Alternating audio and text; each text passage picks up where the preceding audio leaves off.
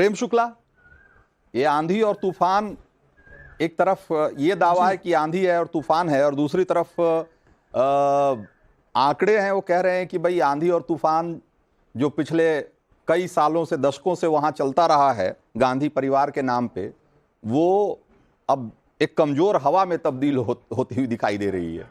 क्या कहेंगे आप? रंजीत जी, अगर तूफान है तो उसमें धूल धूसरित अगर कोई दिखाई दे रहा है तो वो श्रीमान राहुल गांधी हैं, जो 2019 में अमेठी से जिनको दारुण पराभव का सामना करना पड़ा और वायनाड भाग खड़े हुए।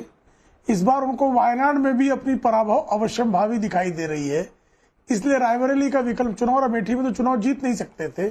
कारण उसका है कि जमीनी हकीकत यह है कि अमेठी और रायबरेली में 2022 के विधानसभा चुनाव में कांग्रेस का एक भी प्रत्याशी चुनाव जीतना तो दूर, दूसरे क्रमांक पर भी नहीं है, तीसरे या चौथे क्रमांक पर कांग्रेस के प्रत्याशी अधिकांश सीटों पर है।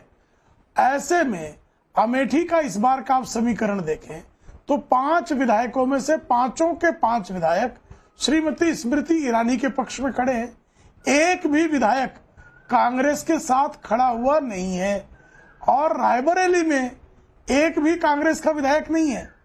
हाँ, कुछ विधायक जो हैं वो समाजवादी पार्टी के हैं, और श्रीमान राहुल गांधी को लगता है कि हमको उत्तर प्रदेश में अपनी लाज बचाने के लिए उन अखिलेश यादव के कंधों की सवारी का अवसर मिल सकता है जिनसे वो 2012 के चुनाव तक संघर्ष कर रहे थे।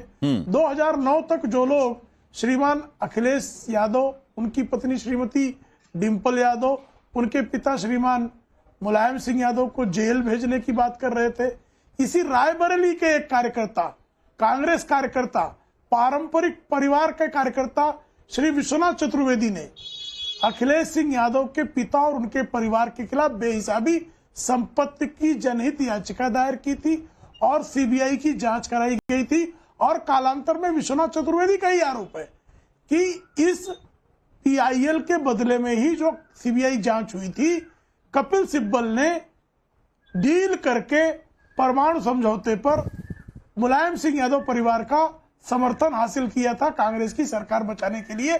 और अमर सिंह ने एक पत्रिका को दिए गए अपने साक्षात्कार में इस सत्य को स्वीकारा था। उस समय अमर सिंह जो है वो समाजवादी पार्टी के महामंत्री, महासचिव हुआ करते थे।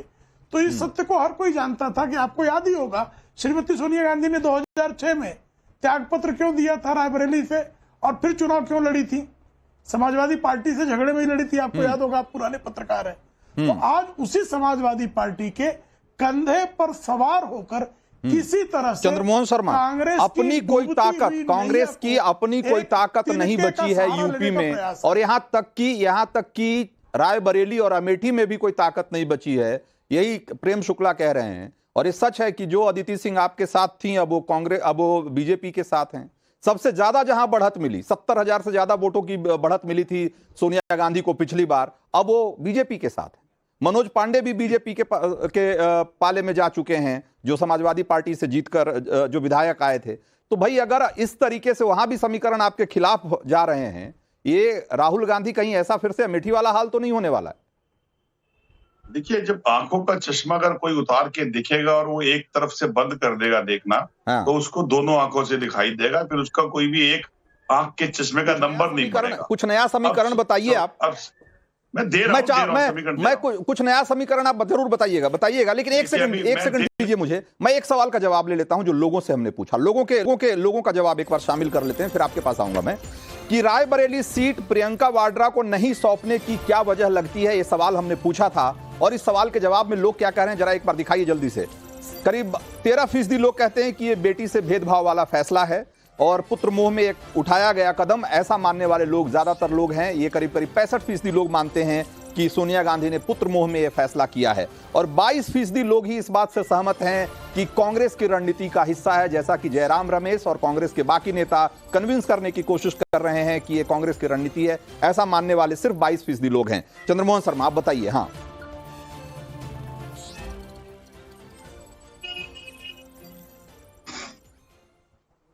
चंद्रमोहन शर्मा, आप जिस रणनीति की बात कर रहे थे, कह रहे थे कि दूसरे तरफ से भी देखना चाहिए, वो जरा दूसरे चश्मे से देख के बताइए हमें कि क्या रणनीति, क्या दिख रही है, क्या उम्मीद दिख रही है रायबरेली?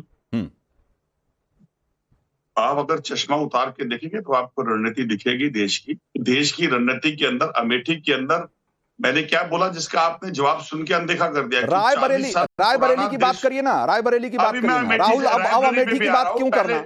अब केएल शर्मा की बात नहीं करना, अब राहुल की बात करिए ना।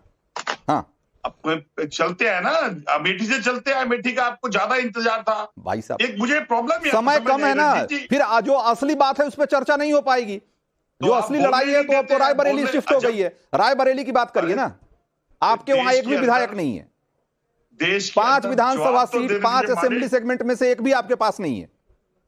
5 असेंबली के अंदर 5 विधायक ना होना और 1 सांसद का होना, हाँ, ये तय करता है कि उसका जाना निश्चित है। अच्छा, और उसका जाना निश्चित है देश के अंदर उन मुद्दों के कारण जिन मुद्दों से भाजपा और भाजपा के नेता कतराते हैं, और वो लोग उन मुद्दों की बात नहीं करते जिनको इस मुद्दों पे बात करनी चाहिए। पहला। दूसरा यह है कि आप कहते हैं अमेठी से चले जाइए, क्यों चला जाए अमेठी से? अमेठी के अंदर क्या भाजपा के पास कोई कार्यकर्ता था? कांग्रेस के पास कार्यकर्ता था केएल शर्मा। लेकिन आज उनका गढ़ है साहब, आज उनका गढ़ है, वो इतना मजबूत है कि वहां से राहुल गांधी को हटना पड़ा, वायनाड जाना पड़ा। कुछ लोग ये कहते थे कि राहुल गांधी रायबरेली से, अमेठी से भाग गए, यूपी से भाग गए। तो आज राहुल गांधी जी यूपी में भी है, रायबरेली में भी है, अमेठी में भी है, और प्रियंका जी लगातार रहेंगी। ये इलेक्शन बहुत मजेदार होगा, आप भी होगा और मैं भी होऊंगा। नहीं, इलेक्शन तो मजेदार होगा, इसमें कोई दो मत नहीं है, लेकिन रायबरेली में सीट फंसेगी नहीं, इसके लिए इसमें क्या समीकरण देख रहे हैं जरा बताइए हमें भी। हमने अपने चश्मे से जो देखा उसमें एक समीकरण हमने बताया कि भाई ये इस तरीके से ये सीट फंसती हुई थोड़ी दिखती है। आपको लगता है कि नहीं, अगर आप चुनाव जीत रहे हैं तो आपके पास कोई समीकरण है? दूसरा वाला चश्मा जिसकी बात कर रहे थे, बताइए ना कुछ।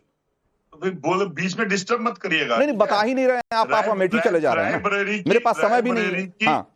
रायबरेली का युवा जनता जो देश के अंदर रोजगार मांग रहा था, हाँ, वो समीकरण है। रायबरेली की वो महिलाएं जो भाजपा के अंदर रहते हुए और भाजपा के अंदर प्रताड़ित होती हैं, हाँ, और उनका शिकार होता है, वो मुद्दा है। और भाजपा के ठीक है, तो कुल मिलाकर के रणनीति नहीं है, कोई रणनीति, कुल मिलाकर के कोई समीकरण नहीं है। कुछ मुद्दे हो सकते हैं, कुछ मुद्दे हो सकते हैं, कुछ रणनीति हो सकती है, लेकिन समीकरण आपके पक्ष में नहीं है, ये तो दिख रहा है।